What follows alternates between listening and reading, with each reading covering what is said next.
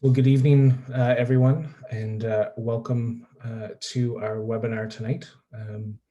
Those who have been around before will know that often, um, often we have these gatherings in usually in Fredericton, but of course, given the circumstances, um, we're not gathering in large groups, and so it's great that we can meet, and this has given us an opportunity to have people with us from well beyond the Fredericton area and well beyond the province. So thank you for being with us.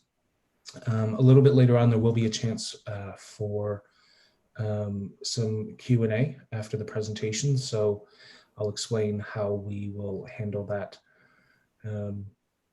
when we get to that. And so great people are with us. And so want to introduce Nancy Stevens, who is the coordinator of these forums and these gatherings. Nancy, I'll invite you to introduce our speaker tonight. Okay, thank you, Sean. And thank you for all the work you're doing, Sean, to make this, all the technical work to make it possible. And we are pleased to have all of you join us for this first online forum. As Sean said, these are usually held in Fredericton, live events, but this gives us a unique opportunity to actually invite people from further away, and it will be recorded and can be viewed later as well through a link on the Diocesan website. So we're very pleased to have Dr. Tom Bateman as our speaker tonight. Dr. Bateman is professor of political science at St. Thomas University, where he has taught since 2003. His teaching and research interests are in Canadian government politics, constitutional politics, civil liberties and the Canadian Charter of Rights and Freedoms, and the relationship between liberalism and religion. He is co-author of a popular undergraduate text entitled The Canadian Regime, an Introduction to Parliamentary Government in Canada, published by the University of Toronto Press, and also co-editor of 2 collections of Supreme Court of Canada decisions. And I'm really looking forward to his insights on the topic, does liberalism need Christianity? So I just hand it over to Dr. Bateman, and let's give him our careful attention. Great. Thank you very much, Nancy, and thank you all for joining in. I'm an academic, and what academics do is write papers, and it really helps me anyway order my thoughts so that I just don't speak off the cuff and make mistakes. So what I propose to do tonight is read my paper in as engaging a manner as possible. But if you like to read something, then contact me and I'd be happy to make the paper available to you if you like. So here I go, and I very much look forward to your questions and comments later. Our culture is in denial. We think we live in a secular society devoted to ridding itself of all traces of religious belief, but it's not so. Christian moral intuitions have shaped the world we inhabit. We are no longer a Christian society, but we are a society indelibly influenced by the Christian tradition. Contemporary liberalism owes a lot to Christianity.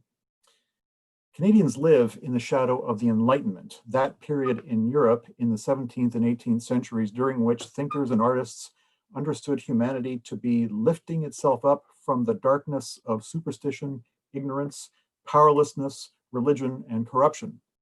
Enlightenment thinkers believed in progress, the historical arc of improvement, an upward march to a tomorrow of health, peace, understanding, and the increasing human control of the conditions of human existence. And science and technology were key to that increasing control. Enlightenment rhetoric persists in our time. Following Karl Marx and the contemporary professional atheists like Richard Dawkins and Sam Harris, American political scientist Ronald Inglehart has made a career out of the empirical investigation of the modernization thesis, the view that the development of science and technology and economic growth is a linear movement toward human security and progress. Modernization theory sees religious belief as the product of existential insecurity, the sense that one lacks control over the conditions of his or her life. The polemicists, of course, argue that religion in general and Christianity in particular are the sources of greed, corruption, ignorance, and rank hypocrisy, best left in the dustbin of history. As we become more modern, we become more scientifically adept, more prosperous, more healthy, more reasonable, more tolerant, in general, more satisfied with life. We become more existentially secure. We therefore do not need religion. We have something better, modern life. More materially secure humans, the stories go, are better, more reasonable humans. Now, the Enlightenment account is also an account of human rights. The idea that there are universal standards of right conduct binding governments around the world. So the march of secularization is also the march of human rights. And human rights are bound up with the hallmarks of political liberalism, the inherent dignity of individual persons, tolerance, and constitutional democratic government. This is a clue to the point of my talk today. In the age of Darwin and a scientific materialism that understands humans as assortments of so many chemicals and neurons, how and why are there human rights? Why should we tolerate others? Why do the weak deserve consideration? Why should democratic norms be observed? Why is liberal democracy the best regime? Human dignity does not come from scientific materialism, but it has to come from somewhere. It comes from the Christian tradition. The modern liberal world is the wayward child of Christianity. Many of the ideals liberals hold so dear are themselves products of the deep and vast influence of the Christian theological tradition. As historian Tom Holland recently put it, to live in a Western country is to live in a society still utterly saturated by Christian concepts and assumptions. So secular liberalism has substantially been made by Christianity and supported by biblical claims about the sovereignty of God and the dignity or worth he imparted to every person as a bearer of his image. Now, this thesis is paradoxical. After all, the objective indicators of Christian vital signs show that the patient is very unwell. Numbers of Christian self-identifiers, down. Church attendance, down. Denominational membership, down. Numbers of atheists and those reporting no religion, up. Opinions about the authority and trustworthiness of clergy, down. Surely Christian influence on government and public policy is in steep and perhaps terminal decline. That may be so, but there is a difference between the influence of Christian believers and the deeper historical influence of Christian ideals and moral principles on liberal philosophy and politics. Christian moral intuitions pervade our culture and politics regardless of the contemporary influence of believers. Embarrassing as it is for modern secular liberals to admit, the stamp of Christianity is evident all over the place. If and when that stamp fades, we may barely recognize the moral and political order that will replace it. I do not suggest that secular liberalism is the unfolding of the kingdom of God, or that it is the instantiation of the Church of Christ in the modern era. Liberalism is a cultural and political thing, deeply human and deeply flawed. It is what frail humans fashioned in response to the presence of a variety of forces and principles. But Christianity is among those influences. The question on which I will end tonight is, what will become of liberalism if and when it finally looses itself from its Christian antecedents? Now, let's step back for a moment about 2,000 years or so and think about the ancient world into which Christianity inserted itself. That ancient world was characterized by the following features.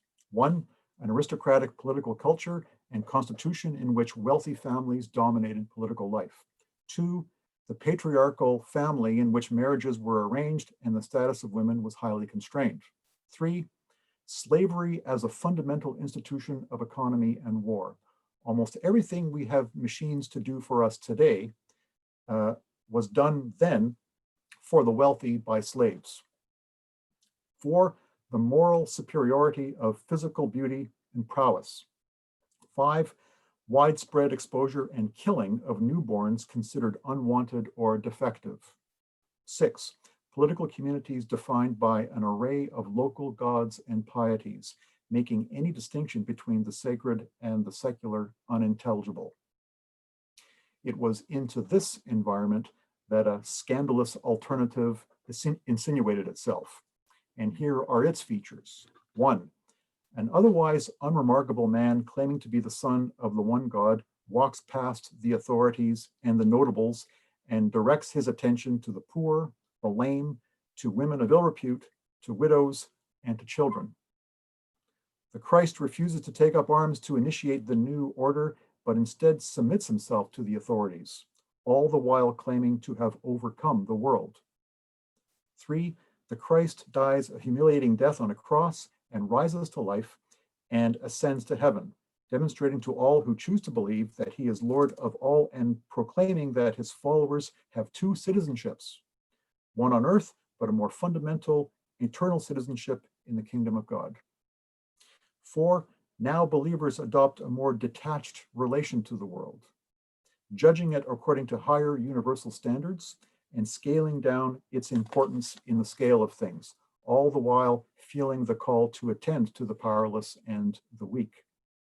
5, the sacred is detached from the secular, and Christians are to deliberate upon the things due to Caesar and those other things due to God. 6, marriage becomes fundamentally a matter of consent, not ascription, and sex is nested in monogamous marriage. 7, all possess a basic God-given dignity as his image bearers. 8, the significance of societal position is downgraded, and one's moral conscience is directed to persons and conditions beyond one's own family and society. And 9, the Christ claims universal sovereignty, diminishing the significance of differences among peoples and nations. So you can see how the Christians and Christianity shook things up. Over time, the new ideas had a leavening effect. They shaped the modern world in which we live. Now, I'd like to present 3 little vignettes this evening to you, each one based on a significant work of literature.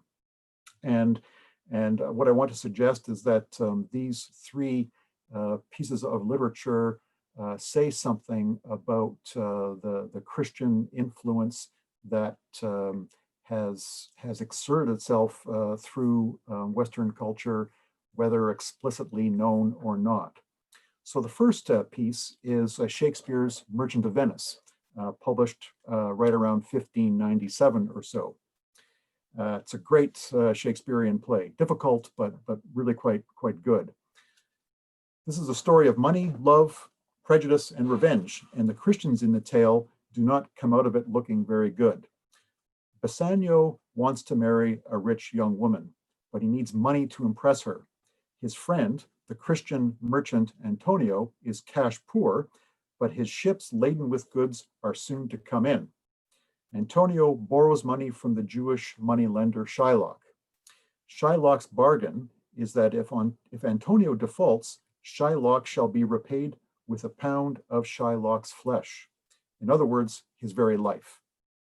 Shylock hates Antonio, and he hates him because Antonio and so many other Christians hate him and his peculiar people. Shakespeare portrays Shylock in unflattering terms, greedy and a tyrant over his daughter and servant. In Act 3, Antonio's friends doubt that Shylock would actually perform on his side of the bargain in the event of Antonio's default.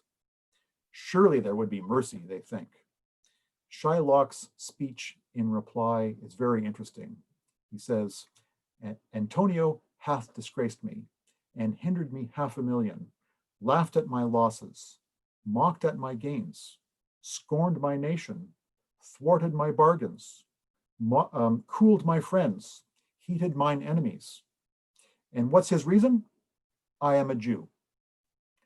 Hath not a Jew eyes?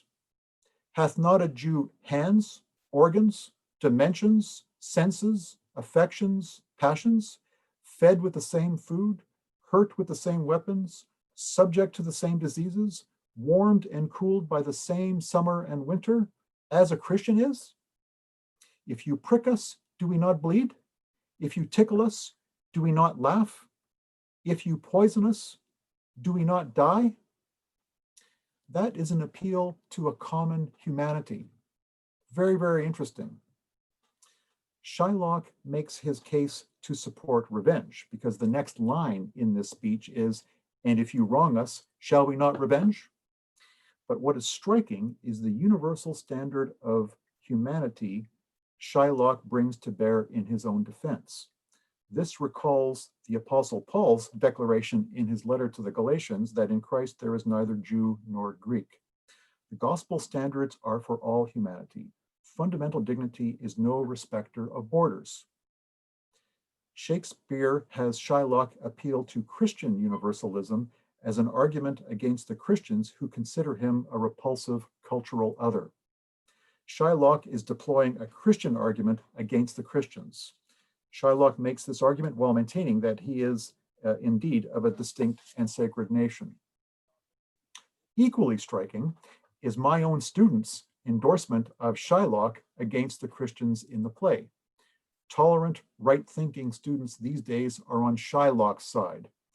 For them, he is the victim, even though he ought to be a far from sympathetic character to young people steeped in suspicion of commerce and capitalism. So even my secularized students appeal to a Christian idea of universal human dignity in slagging the Christian Antonio and his associates. Okay, that's vignette number 1. Now, vignette number 2. This concerns a great book from 1904 by Jack London entitled The Sea Wolf. This book is really an extended philosophical conversation scaffolded by events aboard a sealing ship in the North Pacific. Humphrey Van Weyden is a writer and a literary critic. Going to a friend's place to discuss the philosophers Nietzsche and Schopenhauer, he is dumped into the foggy San Francisco Bay when his ferry collides with another boat. A passing schooner picks him up. He is instantly a member of the crew of Captain Wolf Larson's sealing ship. And off they go sealing. And basically, Humphrey has no say in the matter. Now, Larson, the captain of the ship, is a Darwinian materialist, a man who lives his philosophy. Humphrey is appalled at Larson's reptilian cunning and cruelty. Humphrey initially cannot tell if Larson is amoral or immoral, or if his morality is that might makes right. Larson, in fact, says that it is the latter.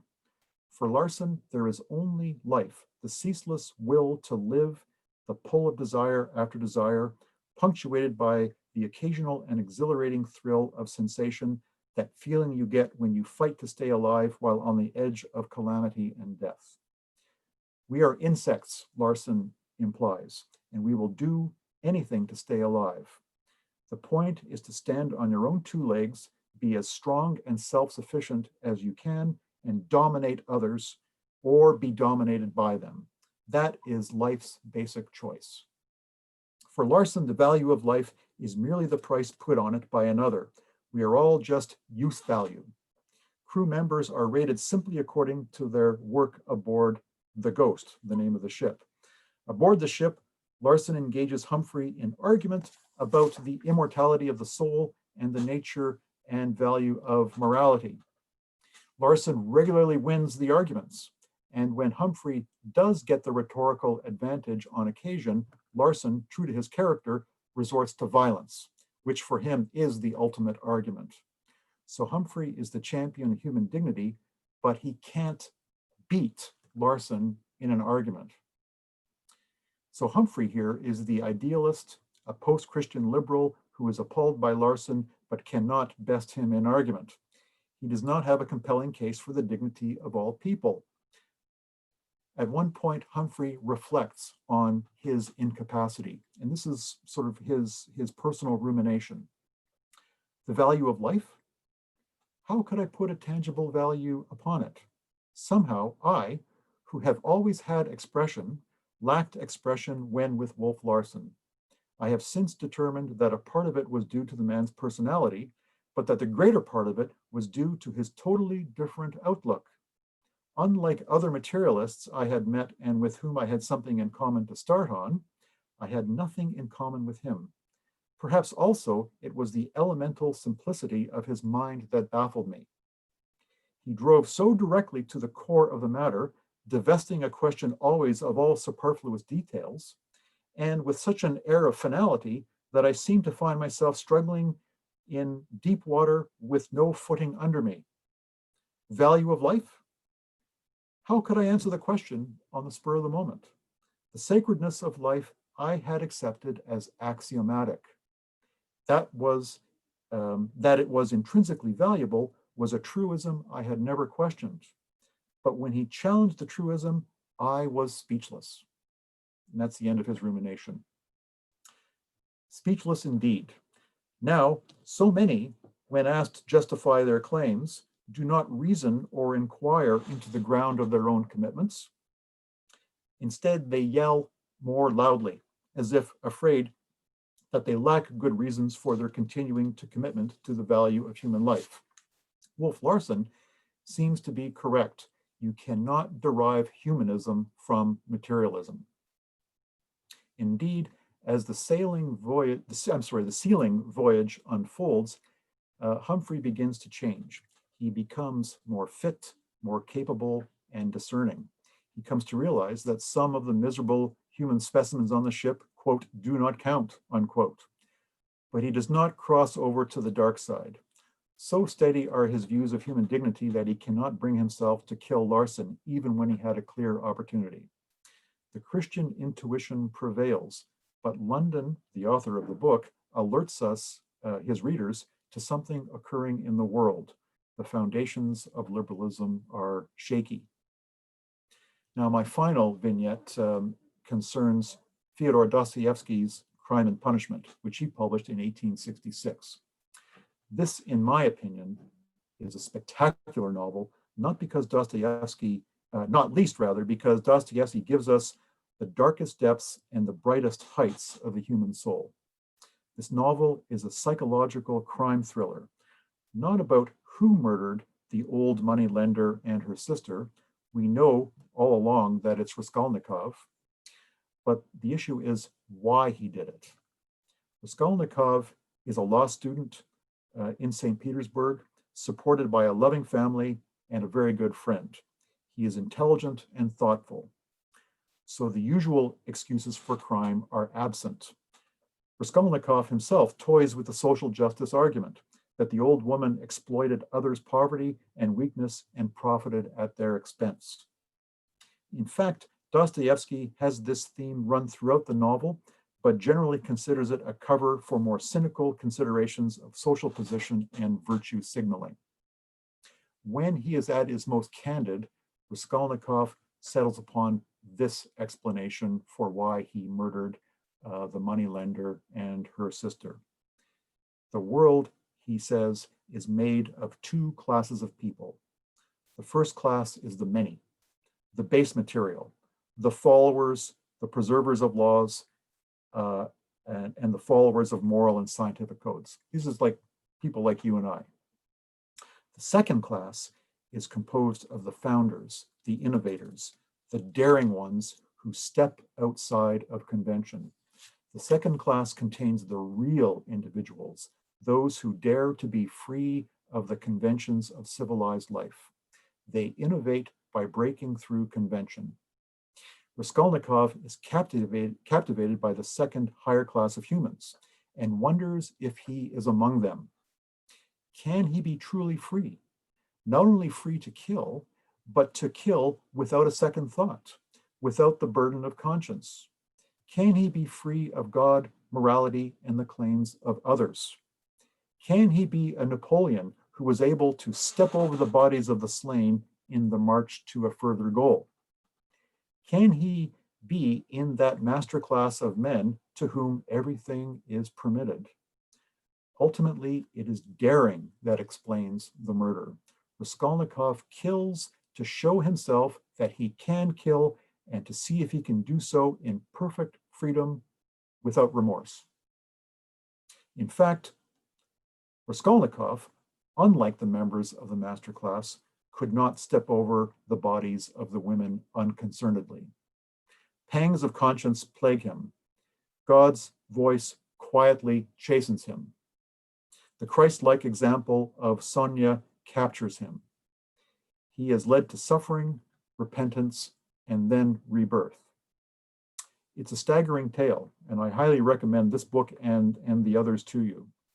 And it is fascinating that, like Raskolnikov, Wolf Larsen in The Sea Wolf also looked admiringly upon Napoleon as the image of what total freedom as domination looks like. Unlike Larsen, Raskolnikov steps back from the nihilistic brink and takes in the full measure of the gospel so beautifully embodied in Sonia's person. So these three vignettes tell us, I think, important things. Shakespeare's Shylock quite accurately criticizes Antonio and his fellow Christians for their bigotry and casual cruelty. But he is using Christian norms in so doing. It is entirely appropriate for the church to be criticized on the basis of its own principles.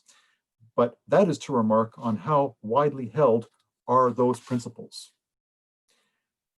Jack London's Darwinian Captain Larsen sees the world as struggle for dominance and humans as animals in that context. Humphrey speaks for most 20th century liberals.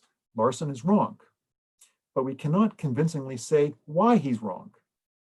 Embarrassed by the Christian origins of human dignity, human rights, and natural law, liberals hope that if they merely raise their voices, protest more belligerently, they will win the argument. It seems to be working for now. Dostoevsky's Raskolnikov seeks freedom from the bondage of morality, convention, law, and the temper of the human herd. He does kill, but alas, cannot in the end murder the principle of human dignity. It is not an argument that ultimately persuades him. It is the Christ-like charity of Sonia that demonstrates to him that the way of truth is through suffering and repentance, not conquest and domination. Some concluding remarks. Not so long ago, Martin Luther King Jr., while imprisoned for conducting a peaceful demonstration on behalf of the civil rights for Blacks in the United States, contrary to a court order, wrote a letter to 8 moderate clergy in Birmingham, Alabama, chastising them for seeking to keep the ill treatment of Blacks a local matter of temporizing and negotiation. The 1963 letter from Birmingham jail is a striking mobilization of biblical imagery and moral principle. I urge you to read it. It's easily available on the internet. The letter ends with this sentence. One day the South will know that when these disinherited children of God sat down at lunch counters, they were in reality standing up for the best in the American dream and the most sacred values of our Judeo-Christian heritage, unquote. King made explicit what practically everyone back then knew implicitly. Well, times have changed. Here are some signposts. First, as I've already intimated, contemporary liberalism is embarrassed by its Christian roots and increasingly sees Christianity as a threat to liberalism. Increasingly, the mere possession of theological ideas bearing a traditional notion of sexuality and marriage is considered hateful. Curiously, the same anathema is not visited upon members of other religions whose traditional views are equally out of step. What explains the singling out of Christianity?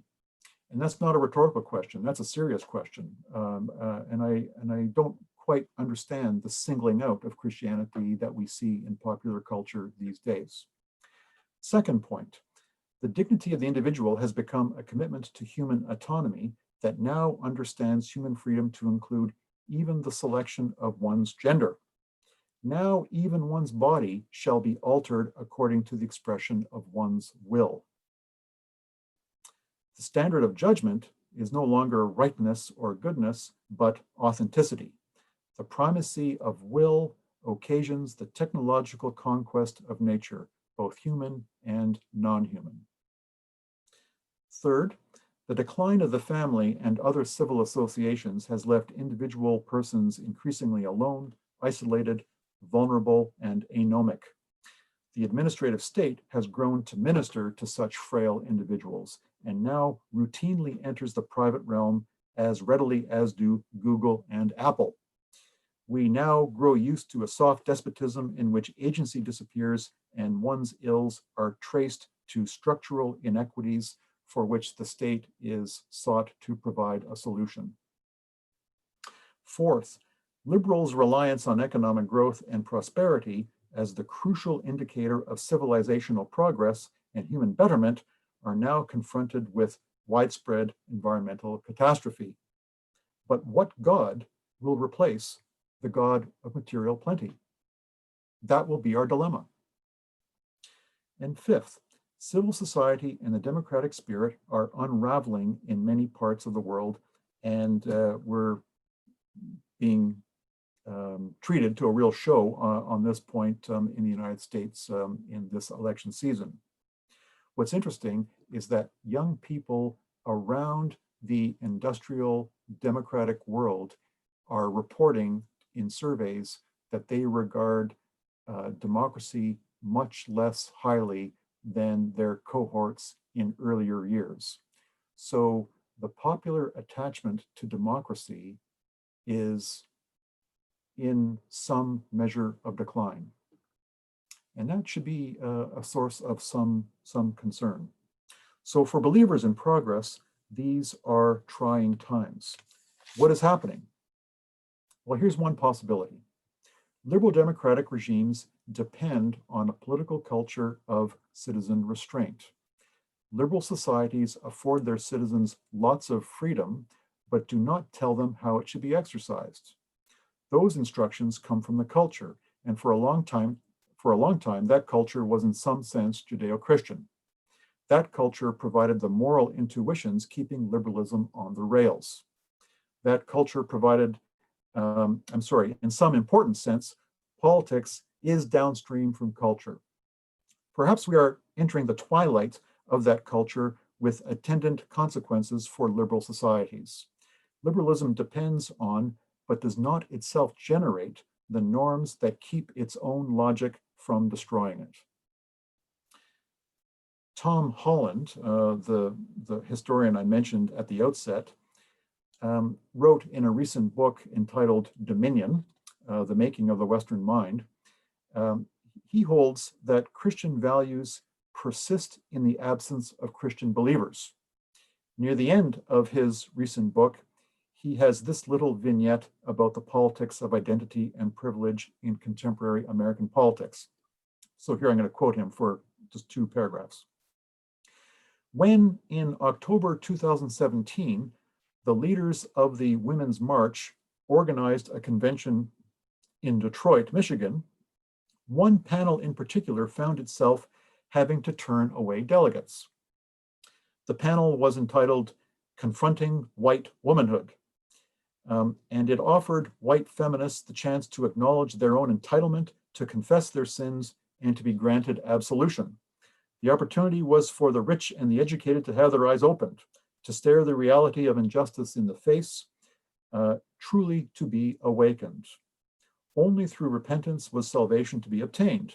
The conveners, though, were not merely addressing the delegates at the conference hall. Their gaze, as the gaze of preachers in America had always been, was fixed on the world beyond. Their ambition was to serve the city on the hill. Christianity, it seemed, had no need of actual Christians for its assumptions still to flourish. Whether this was an illusion or whether the power held by victims over their victimizers would survive the myth that it had given it birth, only time would tell. As it was, the retreat of Christian belief did not seem to imply any necessary retreat of Christian values, unquote. Now, Holland, the writer of these words, describes himself both as a Christian and an atheist. Can we have the comforting principles while rejecting their author? This is the West's civilizational experiment. Thank you very much. Wow, Tom, thank you. That was in depth and intense. Thank you. I want to give people just a moment to kind of formulate some questions. You'll notice that for our attendees, at the bottom of your screen, there should be a Q&A button. If you have a question that you would like to pose to Dr. Bateman, either on something he shared or something that's related to this, if you want to type it in there. Depending on the amount of questions that come in, we'll do our best to get to them all. But one of the things that some of you who first came in might have overheard us talking about, I was sharing with Tom and Nancy that this morning I realized that, which is the first time this has happened to me, and given the amount of webinars and online things that we've been doing over the last number of months, it's become kind of a common thing to just do a Facebook ad to help get the word out beyond people who are on email lists and things of that nature. Anyway, so I created a Facebook ad, just short little blurb with a quick outline, and found out this morning that it was rejected by Facebook. And I looked into it, and the only thing I can assume is, knowing that Facebook has cracked down on political ads and things of that nature, I can only assume that somehow it got flagged as something in relation to that. Tom, just as some people are formulating questions, do you think we are entering a culture and a climate where I'm using this word very loosely, but censorship is going to become more of a norm? Yeah, I think it's hard to imagine a society without its pieties and with its sort of own account of what is orthodox opinion in a way. And the ideal of liberal democracies was that individual freedom sort of like is the orthodoxy. And that means that societies not only hold together, but they progress when there is an environment of the protection of individual freedom to learn, to search for the truth, to express oneself artistically, and to sort of communicate with others in general. It's good for democratic self-government, and it's good for science, and so on and so forth. So what we need to do is have a society that has individual freedom pretty much at its center. And that's why liberal democracies like Canada, the United States, Britain, the Western European countries have placed so much emphasis on civil liberties and various kinds of constitutional restraints on government. So that has been our experiment in the 20th century. And I guess like it's a real question how unique, particular, and halcyon has that period of the 20th century actually been?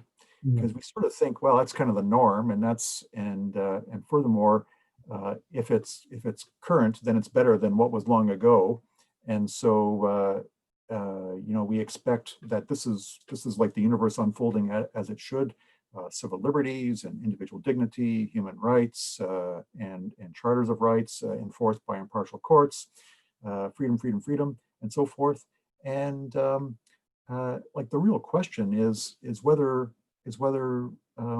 we actually believe that anymore, because what it means is that I stand up for the freedom of other people whose views I disagree with, really quite profoundly. And is that like still the case? And I'll tell you what, when I talk to my students about these things in classes, they're not fired up about civil liberties and about individual freedom and free speech. They are more than likely to say that if you say something offensive, you should be sanctioned. And I'm not interested in saying offensive things. Certainly not offensive for its own sake. But that that remark from the students, that sentiment, which I think is taking shape, does indicate that the standard liberal formula is losing its grip a little bit. Interesting. We've got a couple of really good questions. Dr. Ian Luke, who's principal of Emmanuel St. Chad in Saskatoon, has this question. Early on, you described paganism as unable to distinguish the sacred from the secular and contrasted this with Christianity. But isn't the separation between the two rather an intrusion into Christian political theology, which was only imaginable during and after the Enlightenment period? Well, the sacred secular distinction, I think, does come up in that arresting remark by Jesus about giving to Caesar what is his, God what is his, and the idea of the two kingdoms, which has quite a long theological pedigree, captures something of the same idea. I'm not sure I entirely understand the question. You might need to repeat it for me. But the ancient Greek world was one in which public offices were set aside for priests and oracles, and these were like departments of the state, if you like. Right. And it was understood that if you were a citizen of this polity, you revere these gods.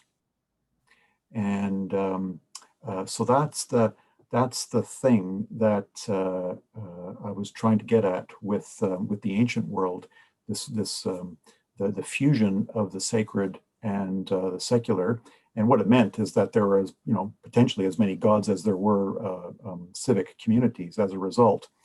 And the Christians come along and I think fairly radically disturb that fairly simple symmetry between the life of the polis and the life of the gods. Thanks.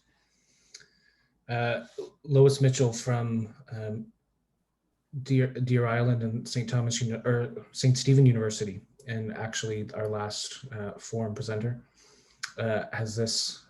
I'm intrigued by your comment that sometimes when our truisms are challenged, we are speechless because we simply haven't been through the truisms. I see some degree of fear amongst some Christians that our theology can come unraveled if somehow a basic premise is challenged or even debunked. But I wonder if part of the problem is that our denominational structures have embedded some of the truisms into our practices so that our fear may not be entirely misplaced. If she goes on to say, her bigger question is to turn around and say, does Christianity need liberalism? She says she suspects not, but how might the two become disentangled? Okay, well, that's great. Well, I just a minute or two. Yeah, that last question is really very good. I have to think about that. But let me see. Yeah, the difficulty we have engaging sort of the contemporary world is something very important to think about. And like an awful lot is changing very, very quickly. I mean, can you just just sit and think about what has happened in Canada in the last 20 years in terms of public policy and so forth? I mean, it's extraordinary. Mhm. And we're all caught flat-footed on these things, and so many of our assumptions about the beliefs of others now have been, I think, quite radically shaken. And so the Christian community is reeling from all of this, and it requires very serious thought. And I would say that churches and Christian educational institutions and parents had better start becoming a bit more thoughtful about the world they inhabit, and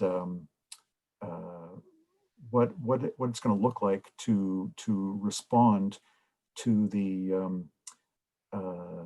challenges that are going to be asserted against Christians. I think more and more, and because I know they're like we're in this phase of where lots of identities are being asserted, racial and gender and so on and so forth. Religious identities are sort of not in the mix, and they are often understood to be very anachronistic and sort of forms of attack on these other increasingly ascendant identity claims. So anyway, I think we just need to be more thoughtful and understand sort of like what is the ground for our beliefs, and maybe start thinking about what kinds of assumptions in others we might want gently to uncover, because I think I do believe pretty strongly what I just said about many of the sources of liberal politics actually being Christian in character. And maybe if we can think that one through more comprehensively than I have, then that might help us understand the world better, and maybe we can engage it more profitably. Yeah, and Lois offers this in terms of some context. She's been immersed in trying to understand indigenous worldviews and coming to the realization that what she understands of indigenous worldview is perhaps incompatible with much of what she understands to be Western versions of liberalism. For example, indigenous dignity and sovereignty come directly from Creator, but in a bit of a different way than we would say our dignity comes from God or our Creator. Mm-hmm. Well, those are great investigations to pursue, and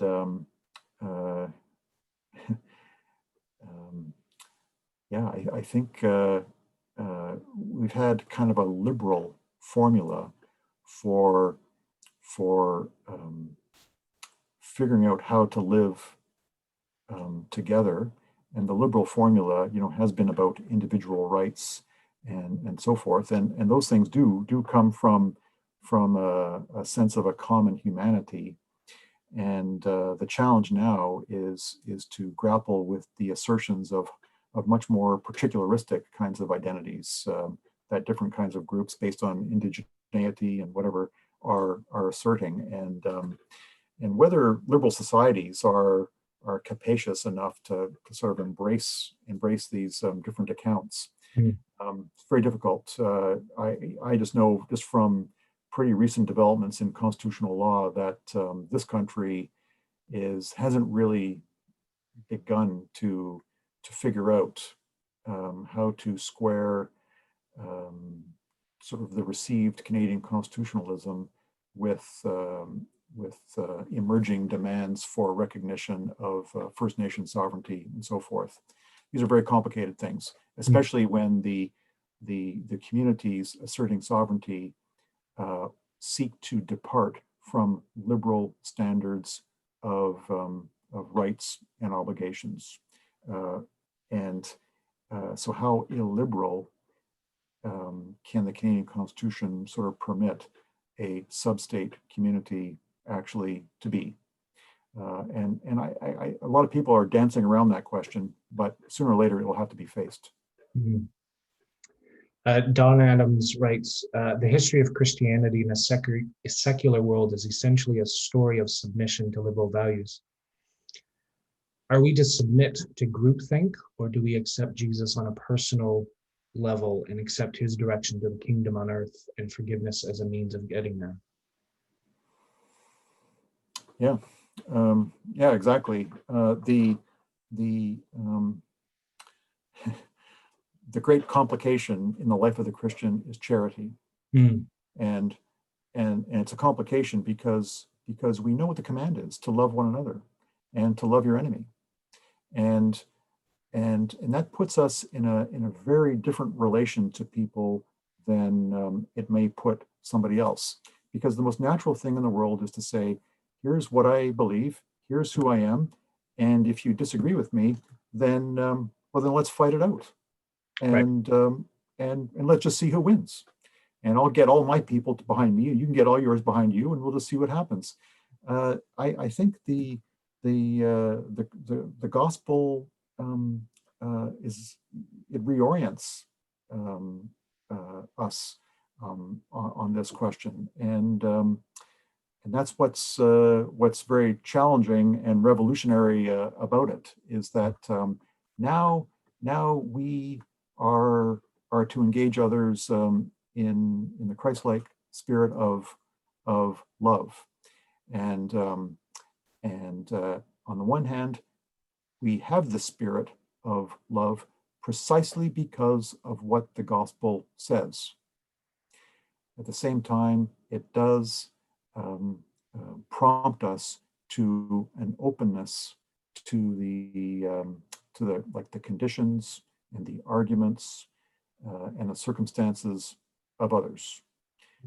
Does that lead us into a relativism where we say, yeah, whatever, you're good, yeah, do what you want to do? No, but the obligations on the Christian are more onerous than they are for others. Right. Matthew Acclusi, and I apologize if I mispronounced that, asks, do you think the principle of the separation of church and state may have contributed to the ongoing untethering of liberalism from Christianity? So the fracturing of the separation of church and state? Mm-hmm. Yes. Well, yeah, I mean, the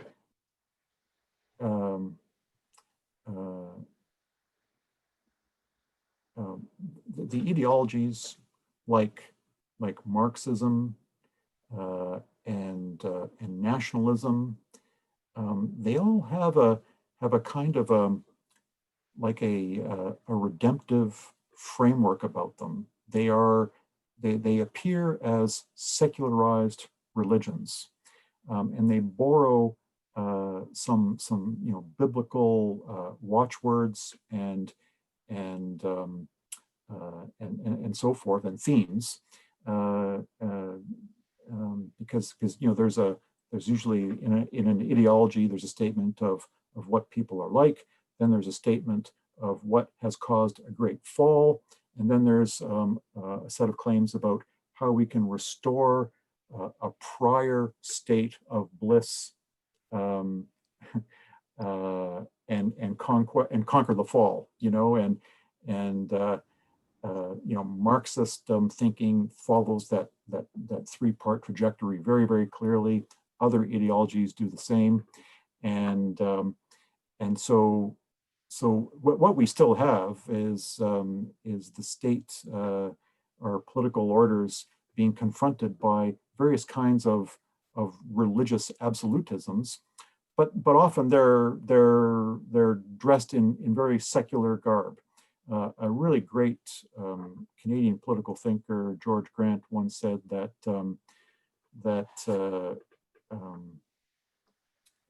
ideologies are religions dressed up as philosophy. And yeah, that is true. So what we've got actually is now quite a collection of different kinds of religious enthusiasms, and they're secular in character, but they still have this deeply spiritual kind of energy about them, which is why they attract so many followers who are willing to devote so much to them.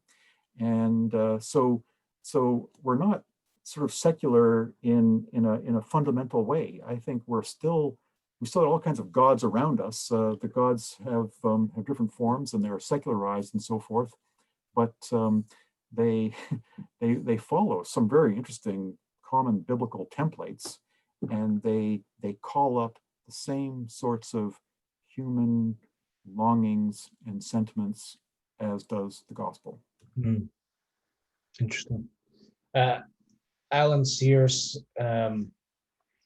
says this, you said you weren't sure why Christianity among the group of conservative religions was singled out as embarrassing and for hostility.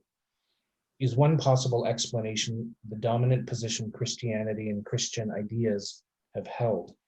Other faiths have been protected because of their minority status, and so aren't as likely to be blamed for imposing their ideas. Yeah, I think that's very plausible. And when one group gets to be ascendant, then it becomes vulnerable to all the corruptions and so forth that usually go with being in charge of things. And so most when you just talk to people casually and you raise the the theme of Christianity and the church and so on and so forth, and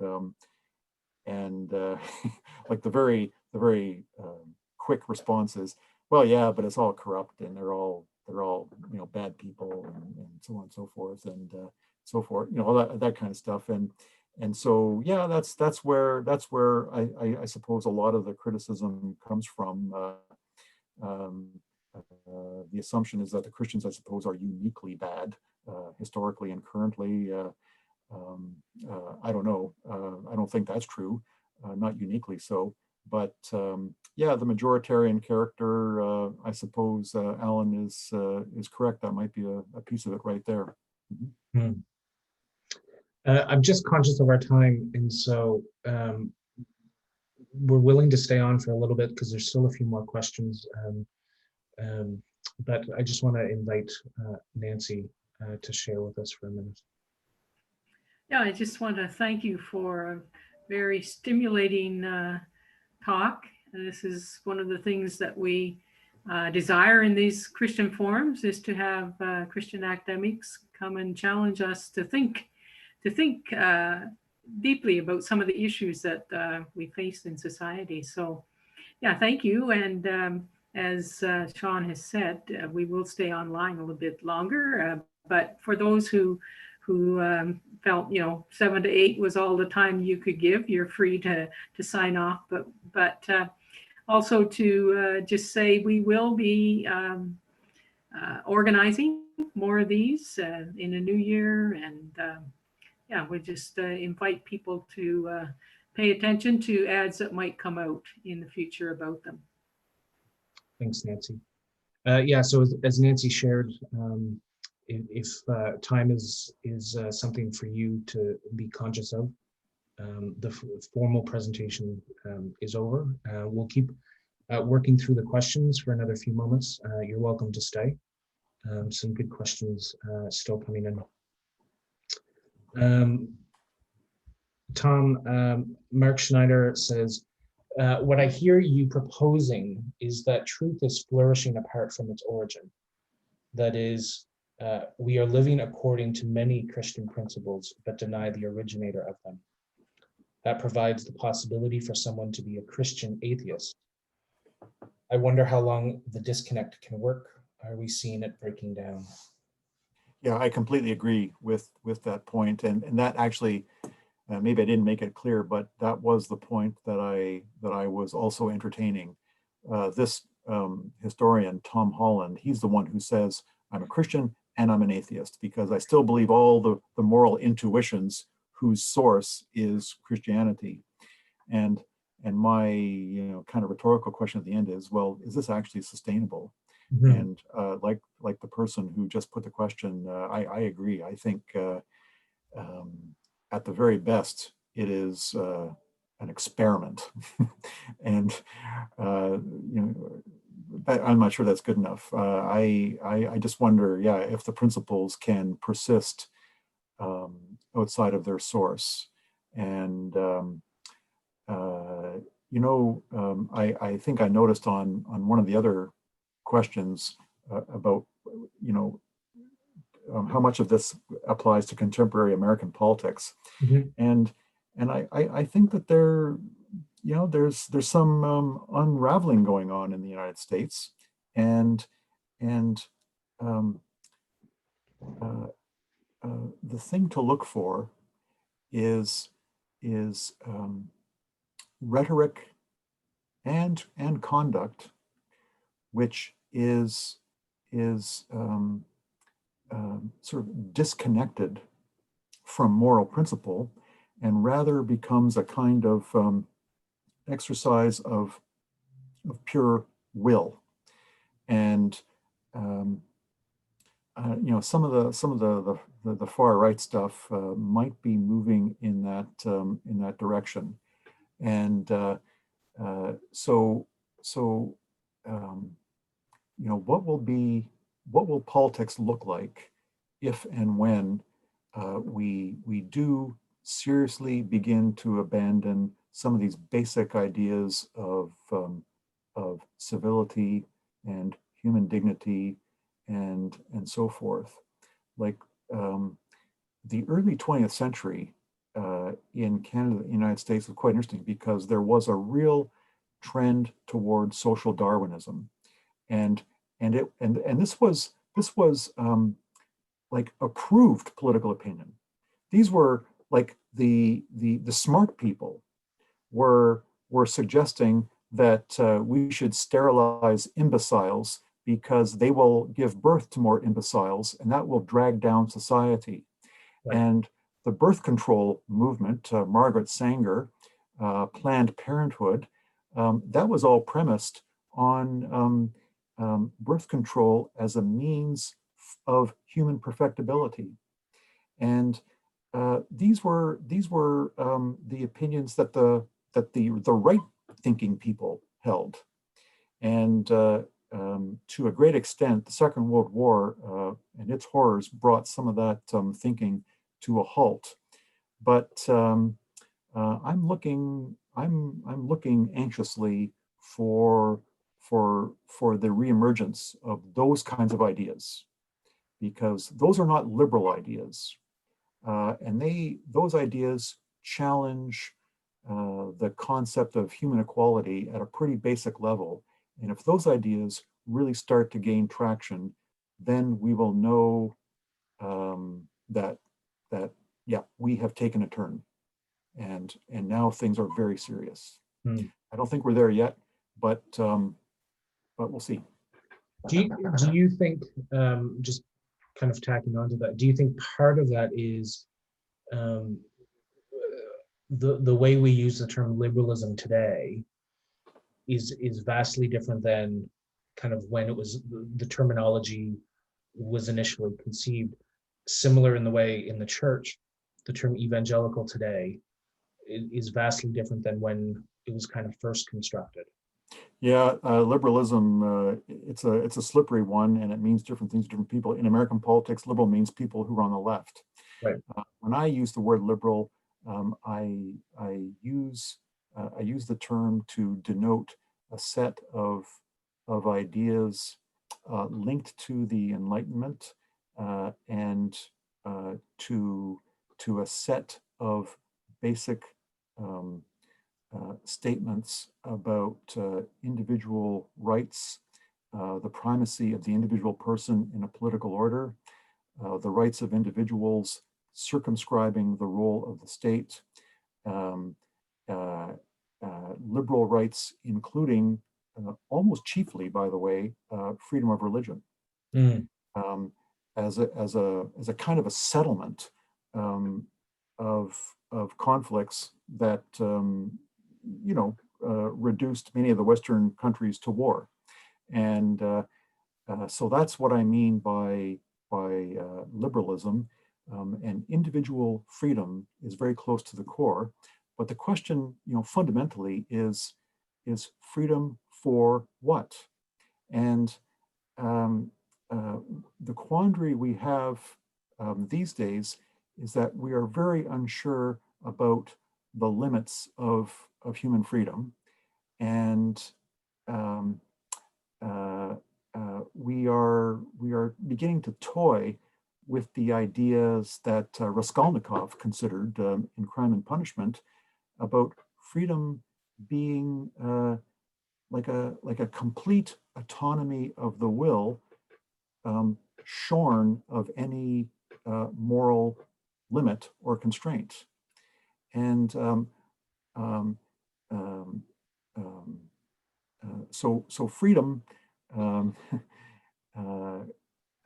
has undergone a real career change, and the concern that many writers now are expressing is whether we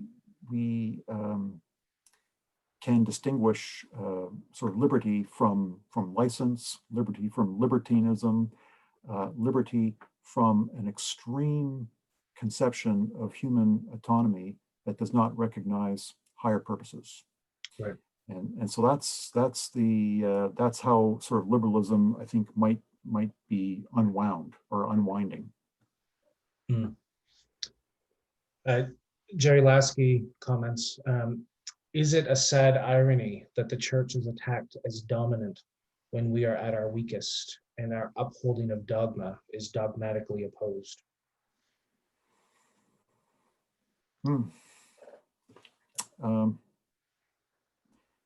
Yeah, I think there's a paradox there, for sure. Yeah, that's true. It's a paradox. Yeah.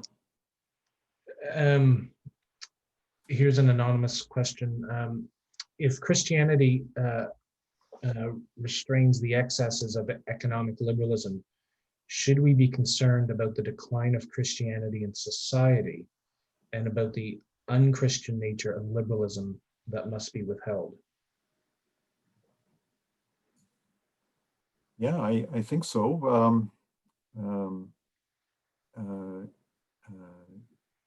Like what is going to replace the Christian moral intuitions, I guess, that because as I suggested earlier, like liberal ideas they sort of they find and condition societies, but they don't create them. And an extraordinary French thinker in the 19th century, Alexis de Tocqueville, he spent about 4 or 5 years in the United States touring around and wrote this amazing book called Democracy in America. And he made many of the arguments that I'm kind of rehearsing tonight about how American democracy works. Because in the history of humanity, democracy is it's got to be like among the most unsustainable types of regimes. And they're highly undisciplined, and they because they indulge people's freedom so much that people become free to just sort of do anything. It's like a circus, and political order does require some discipline. And Tocqueville said that like the thing that is holding this boat together, this American democracy, is this sort of Puritan idea of self-discipline and looking after yourself, and you're looking after your family, and you're engaged in the fate of your own local community, and so on and so forth. So Tocqueville was very clear that a certain kind of Protestant spirit was behind the success of American democracy. And he writes in the book that I'm not sure how long this is going to last. Mm. And I'm not sure about the future of American democracy when some of these ideas begin to dissipate. So there's some people who are way smarter than I who've been wondering about these things as well for quite some time, because the history of democracy is not very good. They come and they go. Interesting. When you said that jarred a memory from one of my favorite TV shows. I don't know if you've watched this or not, but The West Wing. I ought to have watched it because of my profession, and I've never even watched one show. Oh, I was a poli-sci prof, not have ever seen anyway. Yeah, I know, it's terrible. It's terrible. I know it's a big hole in my formation, I know. Anyway, there's a brief scene where they bring someone in who's trying to help, a pseudo foreign country establish democracy, and they're comparing it to what they see, in the American system and all this. And the interesting thing is, the administration, and seems kind of the ideal, level-headed, looking to support the people, etc. And they're actually the ones saying it is not democracy that you want the way we have it. We have tried this before to plant this in other countries that we've said we're going to help establish you properly, and it's turned around and backfired. But they see all these, the president has ultimate power and control, and and all this, and they're like, no, that's not what you want. Like, no, exactly. And then they make a brief reference where it's kind of, like one step away from a dictatorship. Not that I want to take us down a tangent on the current system, but yeah, just interesting. I think that is a trajectory of when republics and democratic republics go into decline. The phases of decline take them through despotisms and autocratic leaders and so on and so forth, because if the people can't rule themselves, then someone's going to have to rule them. Right. And the thing about democracies is that, yeah, you're supposed to rule yourself and participate in the government of the whole community, but you can also just eat popcorn all day because you're free. And lots and lots of people in democratic societies are electing to ignore their civic responsibilities and ignore the kinds of restraint they need to exercise in order to keep the place going. And somebody will rule. Mm. If it's not me participating in my rule, someone will do it for me. And so that is I think the trajectory of democratic polities. But let me just mention one more thing, Sean, and that is that what I'm not suggesting is that the political form of Christianity is liberal democracy. I'm not sure if there is a clear political form of Christianity, like what the political expression of Christianity actually looks like. I don't think it's Canadian democracy. I don't think it's American constitutional democracy. So it's not like you as a Christian say, yeah, I think we should export this to that other country and then boom. No, and I think there is no template like that. And that's because Christianity is not it's not a political program. It's bigger than that. Despite attempts to make it so. Right. Yeah, we often like to make it one. Right. Well, Lois, just I don't know if anyone else saw this in the chat. Lois just said she's heard today that The West Wing is airing a brand new episode in advance of the U.S. election. Oh. Well, so you I'm not sure. I'm not sure if art can imitate reality or if it's the other way around, because the real show, if you want to watch an exciting show, then just turn on the news. I mean, it's a crazy new thing every day, practically, at least in the United States. So, yeah. You know, can art actually best reality these days? I mean, wow. Yeah. Well, thank you so much, Tom. This has been great. Thank you to everyone who shared questions and comments and has stayed with us for the, I guess we could call this the after show. Dealing with some more questions.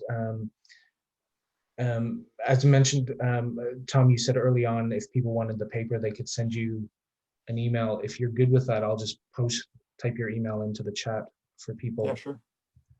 Sure. So there's his email. Thank you again. This has been great. Glad you could be with us to share and to do some important challenging for us. Well, and thank you for the invitation. It's given me an opportunity to do some thinking, and some of the questions now give me the occasion to do more, because this is often stuff that's actually beyond me. So it's been a great experience. Thank you again. Wonderful. Thank you very much, everyone. It's been great to be with you this evening. Have a good night, and have a great Thanksgiving, everyone. See you.